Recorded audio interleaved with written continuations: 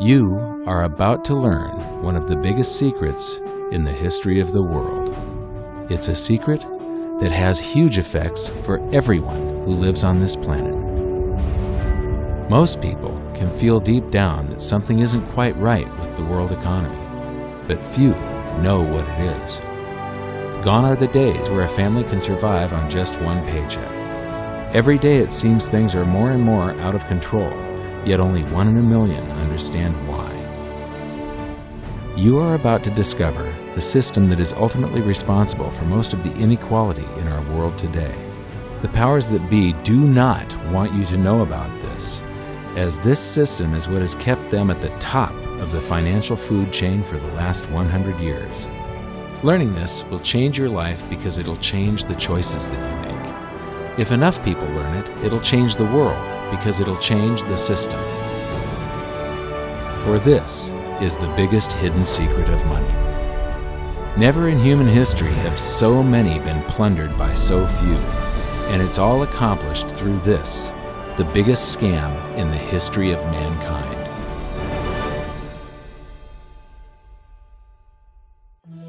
They say that money doesn't grow on trees, but the truth is that the modern banking system creates currency far faster than trees can grow. Most people don't have a clue how currency is created. Economists and bankers make it sound so complex that people think they can't understand it. But I'm going to strip our monetary system down to its essence so that you can see the scam behind the curtain and just how it affects you. Every modern society creates currency in pretty much the same way. But since the US dollar is the majority of the world's currency, I'm going to use the United States as our example.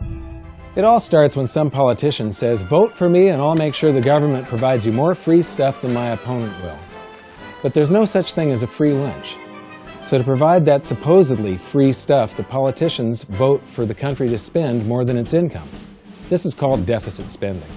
To pay for that deficit spending, the Treasury borrows currency by issuing a bond. So what's a bond? If you think about it, a bond is really nothing but a glorified IOU. It's a pretty piece of paper with numbers printed on it that says, "Loan me $1 trillion today, and I promise over a 10-year period I'm going to pay you back that $1 trillion plus interest." But what you need to understand is that Treasury bonds are our national debt. These glorified IOUs are to be paid back by you and I and our descendants through future taxation. Therefore, when the government issues a bond, it steals prosperity out of the future so that it can spend it today. The Treasury then holds a bond auction, and the world's largest banks show up and compete to buy part of our national debt and make a profit on it by earning interest. You'll notice that as we move through this process, the big banks are there, taking a cut every step of the way. This isn't by chance, as you'll see shortly. Then, through a shell game called open market operations, the banks get to sell some of those bonds to the Federal Reserve at a profit. To pay for the bonds, the Federal Reserve opens up its big old checkbook and writes bad, bogus, counterfeit checks that should bounce because they're drawn on an account that always has a zero balance. There isn't 1 penny in there. To quote from the Boston Federal Reserve, "When you or I write a check, there must be sufficient funds in our account to cover that check. But when the Federal Reserve writes a check, there is no bank deposit on which that check is drawn. When the Federal Reserve writes a check, it is creating money." The Fed then hands those checks to the banks, and at this point, currency springs into existence. The banks then take that currency and buy more bonds at the next Treasury auction. But what is a check? A check is also an IOU. When you write a check, you're making a note that says, "Here's my IOU for cash. All you have to do is go to the bank and pick it up." Now, it's very, very important that you understand this process because we're going to come back later and show you the devastating effect this has on you. The Treasury issues IOUs, bonds. The banks then buy those IOUs with currency. The Federal Reserve then writes IOUs, checks, and hands them to the banks in exchange for the Treasury's IOUs, the bonds. And currency is created. So what's really happening is the Federal Reserve and the Treasury are just swapping IOUs, using the banks as middlemen, and abracadabra, presto, currency magically springs into existence. This process repeats and repeats over and over again, enriching the banks and indebting the public by raising the national debt. The end result is that there's a buildup of bonds at the Federal Reserve, and currency at the Treasury. This process is also where all paper currency comes from. The Federal Reserve and the government mistakenly call it base money because they didn't watch episode 1 of this series and they don't know the difference between money and currency. But I will correctly refer to it as base currency because it is not money. It is currency, and as we've learned, there is a big difference. Money has to be a store of value and maintain its purchasing power over long periods of time. We learned in episode 1 that earlier in our history, our paper currency was just a claim check. It was a representation for real money of intrinsic value, the gold and silver that was held on deposit at the Treasury. You could walk into any bank and slap your currency, like say a $20 bill, on the counter and redeem it for real money, a $20 gold piece. But now, this base currency that's piling up back here is really nothing but a receipt or a claim check on an IOU, that bond. So it's really nothing but a supply of numbers. The Treasury then deposits the newly created currency into the various branches of the government, and the politicians say, "Hey, thanks for that." And the government does some deficit spending on public works, social programs, and war. The government employees, contractors, and soldiers then deposit their pay in the banks. Now, this may come as a shock to you, but when you deposit your currency with the bank, you're not actually depositing it into an account to be safely held in trust for you. Instead, you're actually loaning the bank your currency, and within certain legal limits, they can do with it pretty much anything they please. This includes gambling in the stock market and loaning it out, at a profit, of course. Now this is where the machine of currency creation really gets cranking, because this is where something called fractional reserve lending comes into play. Fractional reserve lending is exactly what it says.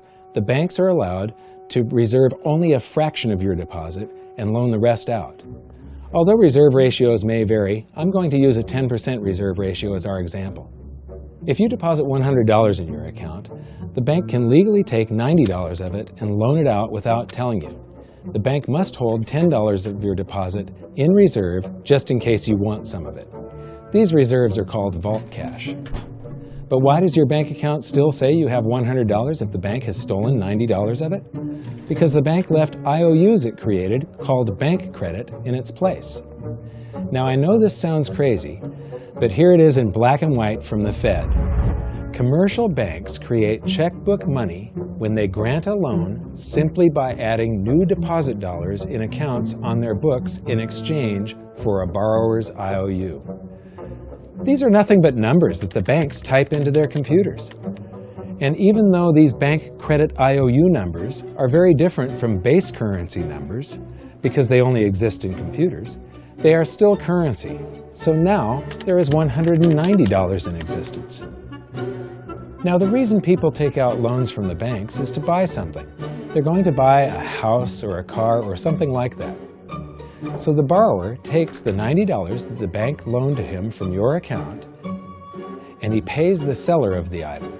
But then the seller deposits that currency into his account and his bank loans out 90% of that and leaves bank credit numbers in its place. So now there's $271 in existence. This process repeats and repeats until under a 10% reserve ratio, an initial deposit of just $100 can create up to $1,000 of bank credit, all backed by $100 of vault cash, just 10%. But as I said, reserve ratios vary wildly. On some deposits, it's 10%, on others, it's 3%, and on some forms of deposits, reserve requirements are 0. The result is that the expansion of the currency supply by the banks is far greater than even this example would lead you to believe. So once again, when currency is deposited in the banks get to lend it out, and then it gets redeposited and relent, redeposited and relent, redeposited and relent over and over again, creating bank credit all the way. This is where the vast majority of our currency supply comes from. In fact, 92 to 96% of all currency in existence is created not by the government, but here in the banking system. Now, massive amounts of currency spewing into society may at first sound like a fun idea. That is, until you remember one of the most important hidden secrets of money from episode 1, that the prices of everyday goods and services act as a sponge on an expanding currency supply. The more currency we have, the more prices rise. This is where inflation comes from. The true definition of inflation is an expansion of the currency supply. Rising prices are merely the symptom. So our entire currency supply is nothing but a couple of bucks whipped up in this hocus-pocus scam where the Treasury and the Federal Reserve swap glorified IOUs, and a bunch of numbers that the banks just type into their computers. That's it. That's our entire currency supply. It's nothing but a supply of numbers. Some of them printed, most of them typed, and there is nothing else. But if you thought that was crazy, get ready to enter the twilight zone of modern economics. We work for some of that currency supply. True wealth is your time, but we trade away moments of our lives, hour by hour, day by day, and year by year, for numbers that somebody printed on pieces of paper or just typed into a computer. Now those numbers represent our blood, sweat, tears, labor, ideas, and talent. We are what gives the currency its value. But here comes the really cruel joke. We work hard so that we can save some of that currency, so that we can pay the tax collector. In the United States, it's known as the IRS. They then turn it over to the Treasury so that the Treasury can pay the principal plus interest on that bond that the Federal Reserve bought with a check drawn on an account that has nothing in it. Now let's do a recap on this section, because this is where the system begins to rob you and I on a massive scale. Much of our taxes are not used for schools, roads, and public services, but to pay interest on bonds that the Federal Reserve bought with a check drawn on an account that has nothing in it. The Federal Reserve is committing fraud. But here's one of the biggest secrets of them all. Before the establishment of the Federal Reserve, there was no need for personal income tax. The Federal Reserve was created in 1913, and that very same year, the Constitution was amended to allow income tax. Do you really think this was just a coincidence? Ask yourself how much income tax you've paid over your lifetime. Much of it has been silently siphoned away into the hands of those who own the system. Yes, this system has owners. Who they are is an even bigger secret that we'll get to shortly. But first, we need to understand the mumbo-jumbo of the so-called debt ceiling. It's all based on a huge paradox. There was interest due on that bond, and there was interest due on every one of those loans that the banks made. That means that there is interest due on every dollar in existence. Let me ask you something. If you borrow the very first dollar into existence, and that's the only dollar that exists on the planet, but you promise to pay it back plus another dollar's worth of interest, where do you get the second dollar to pay the interest? The answer is that you have to borrow that one into existence and promise to pay it back with interest as well. So now there are $2 in existence, but you owe $4, and so on and so on. The result is there's never enough currency to pay the debt. There is always more debt in the system than there is currency in existence to pay the debt. Therefore, the whole system is impossible. It is finite. It will come to an end one day. What would happen if the government stopped borrowing to do deficit spending? Are the payments on those treasury bonds going to stop? What would happen if the public stopped borrowing and going deeper into debt? Are your house and car payments going to stop? No. There is a payment due every month on the principal plus the interest on every dollar in existence, and those payments do not stop. If we stop borrowing, then no new currency is created to replace the currency that we used to make those payments. Whether you're making a payment on a loan or paying tax to make a payment on a bond, the portion of the payment that goes to pay off the principal extinguishes that portion of the debt. But the debt also extinguishes the currency. Currency and debt are like matter and antimatter. When they meet, they annihilate each other. If we just pay off the principal only on all the loans and bonds that exist, the entire currency supply just vanishes. So if we don't go deeper into debt every year, look what happens. The whole thing goes into a deflationary collapse under the weight of those payments. Politicians and pundits alike talk about balancing the budget, paying down the debt, and living within our means. They don't understand that that is deflationary. It is impossible to do under our current monetary system without collapsing the whole economy. This is why any talk of a debt ceiling is not only ridiculous, It's delusional. The system is designed to require ever-increasing levels of debt just to continue. And that's why politicians will always kick the can down the road and raise this so-called debt ceiling over and over again until the whole system finally collapses under its own weight. In other words, they don't want it to collapse on their watch. The Founding Fathers of the United States knew the dangers of central banking and fought to free themselves from this very thing. The Revolutionary War started out as a tax revolt, but now we must pay tax just to have a monetary system. Having just suffered through the hyperinflation of the continental dollar, which was printed into oblivion to finance the Revolutionary War, they understood the dangers of fiat currency and debt-based monetary systems. So to protect future generations from institutional theft and out-of-control government, they wrote into the Constitution that only gold and silver can be money for the simple fact that you can't print them. Our current system is not only unconstitutional, but it robs us of the liberty and prosperity our forefathers fought and died for. We are all feeling the effects of ignoring the Constitution right now.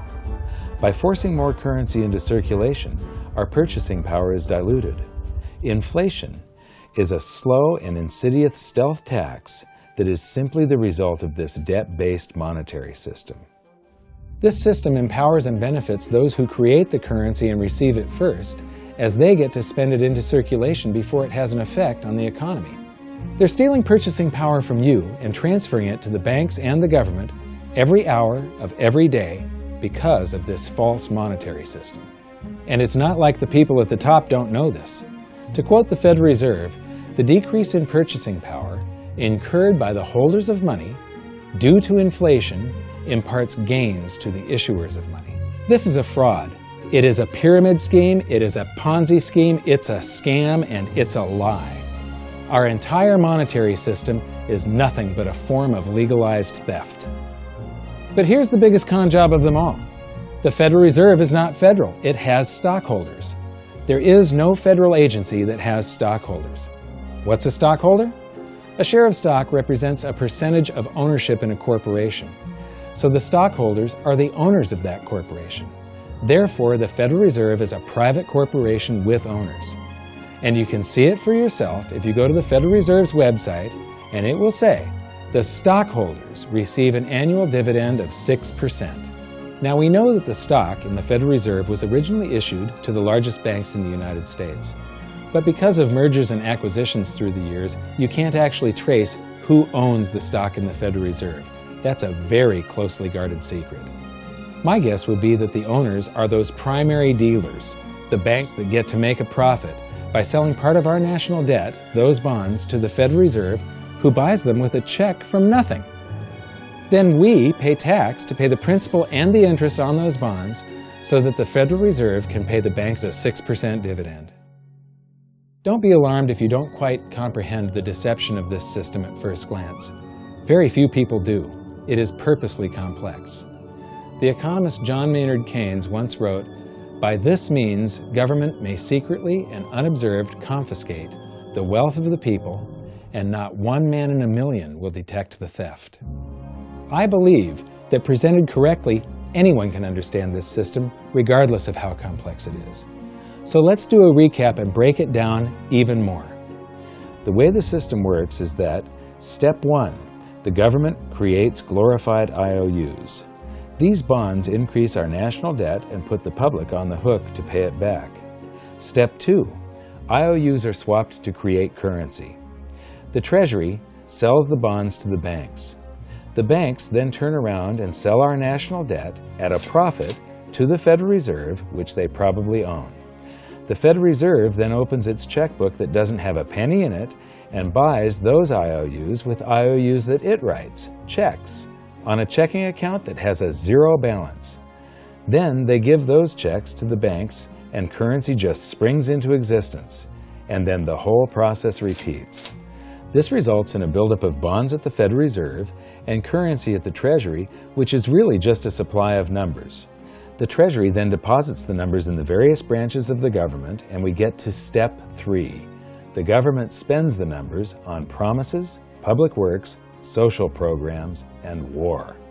Then the government employees, contractors, and soldiers deposit their pay into the banks. And we get to step 4, where the banks multiply the numbers by magically inventing more IOUs through fractional reserve lending, where they steal a portion of everyone's deposit and lend it out. That currency gets redeposited, and then a portion is stolen again. And the process repeats over and over, magnifying the currency supply exponentially. Then we work for some of those numbers, which brings us to step 5, where our numbers are taxed. We pay tax to the IRS, who then turns our numbers over to the Treasury, so the Treasury can pay the principal plus the interest on bonds that were purchased by the Federal Reserve with a check from nothing. Then we get to step 6, the debt ceiling delusion. The system is designed to require ever-increasing levels of debt and will eventually collapse under its own weight because politicians always kick the can down the road. They don't want it to collapse on their watch. And finally, step 7, the secret owners take their cut. The world's largest banks own the Federal Reserve. Those banks make a profit selling our national debt to the Fed. They make a profit when the Fed pays them interest on the reserves held at the Fed, and the Fed pays them a 6% dividend on their ownership of the Fed. This system is fundamentally evil. It funnels wealth from the working population to the government and the banking sector. It is the cause of the artificial booms and busts of modern economies, and it causes great disparity of wealth between the rich and the working class. And it is only possible because we no longer use real money, we use currency. But worst of all, it is a form of enslavement. Bond is the root word of bondage. Whenever a government issues a bond, it is a promise to make us pay tax in the future. Nobody asked you if you wanted to pay tax today for the prosperity we all enjoyed in the last century. Nobody is asking our children if they want to work hard in the future to pay for the prosperity we're enjoying now. George Washington once wrote to James Madison, "No generation has the right to contract debts greater than can be paid off during the course of its own existence." By stealing prosperity from tomorrow so we can spend it today, we enslave ourselves and future generations. Now this all sounds pretty bad, but there is great hope, for you are the greatest threat to this false monetary system. This system relies on the public being ignorant of its workings. Please share this knowledge with everyone you know, because an informed public that fully understands the system can build a better future for generations to come. And now I leave you with this quote, widely attributed to a former director of the Bank of England. The modern banking system manufactures money out of nothing. The process is perhaps the most astounding piece of sleight of hand that was ever invented. Banking was conceived in inequity and born in sin. Bankers own the earth. Take it away from them, but leave them the power to create money and control credit, and with the flick of a pen, they will create enough money to buy it back again. But if you want to continue as the slaves of bankers and pay the cost of your own slavery, let them continue to create money and to control credit. This is the Federal Reserve in Washington, D.C. It's located on Constitution Street, and that is just as much of a joke as the New York Fed being located on Liberty Street. Both of them are unconstitutional, both of them limit our liberty, and they transfer wealth away from us every second of every day to the Federal Reserve, to the government, and to the banking sector. You are now among the 1 in a million who can detect the theft of your prosperity. So the big question is, what can you do about it? 1. Watch this video until you can describe and teach it to others. Those who understand this system can make preparations for its unavoidable collapse and protect themselves. History shows that those who don't will probably be wiped out. 2. Share this video with everyone, especially those you care about. All it takes is a mouse click or two to get this message in front of millions. Post this video on Facebook, tweet it, email it to loved ones. Please share it wherever you can. 3. Join the conversation. The current world monetary system is based on a 300-year-old design meant to enrich a few at the expense of the many. There must be a better way. At hiddensecretsofmoney.com, we've created an open-source platform for the design and development of a new world monetary system. We're calling on every economist, every student, every college, every bright mind, and anyone who cares to join the discussion. In educating ourselves and each other, we can prevent the further loss of our freedoms and maybe, just maybe, win some of them back.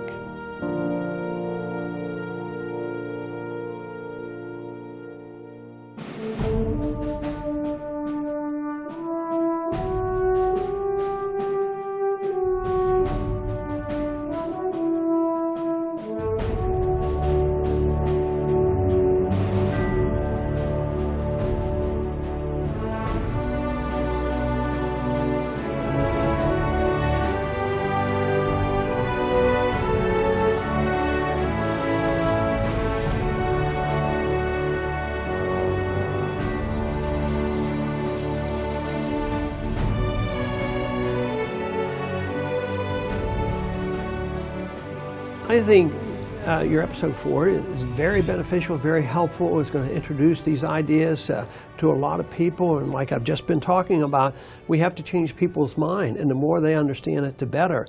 And I think we're at this point now where more people in the last several years, 4 or 5 years, have thought about the Fed than they ever have in the previous 95 years. So I think an explanation and diagrams to show it is very helpful, because quite frankly, they're not going to get it in their grade school. They're not going to get it in their high schools. They're not going to get it in college unless they're in a very rare circumstance to understand how this works.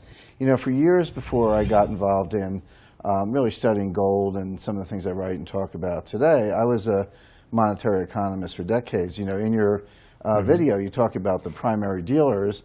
I was chief counsel and chief credit officer of one of the largest primary dealers for 10 years. So I had an inside seat on the Treasury market and have the privilege of working with several former vice chairmen of the Board of Governors, Manley Johnson and David Mullins, going back to the 80s and 90s. So I'm very immersed in what you were talking about. I thought it was extremely accurate, extremely clear. I didn't think you were stretching on any points. It was really like something out of a PhD course, except that it was very easy to understand. I think it's accessible. I think we're seeing a little bit of a revolution in communications in the following sense. You know, as you point out, the Fed was created in 1913. Well, in 1913, there was no web, there was no YouTube, no Twitter. There was really no one to kind of stand up and oppose the Fed or call them out, if you will, or really get into a discussion that everyday Americans could follow. That's not true now with social media and everything else. You can reach out to millions and tens of millions of people and tell them what's going on. I think you've done that. You've done it successfully. I applaud it. I think this is a great video. I look forward to seeing it again. I know millions of people will enjoy it. Well, as we know, the Federal Reserve believes it can create money out of thin air, not realize money is supposed to represent real products and services. And what people don't realize is when the Fed does that, in effect, as Keynes pointed out, it's a form of taxation. It's a form of confiscation. And because people don't see it, the politicos get away with it, but it also undermines social trust. It just is corrosive throughout society. We're going to have a lot of turmoil in the coming years, but it's going to be the kind of turmoil that leads to positive things. So don't despair. Get out there and fight, because the tide is going to turn. This is going to be the status last stand. Thank you. This episode of Mike Maloney's Hidden Secrets of Money was brought to you by GoldSilver.com and the new Silver Pegasus Round. To learn how to protect your family and turn the coming economic storms into opportunity, visit GoldSilver.com.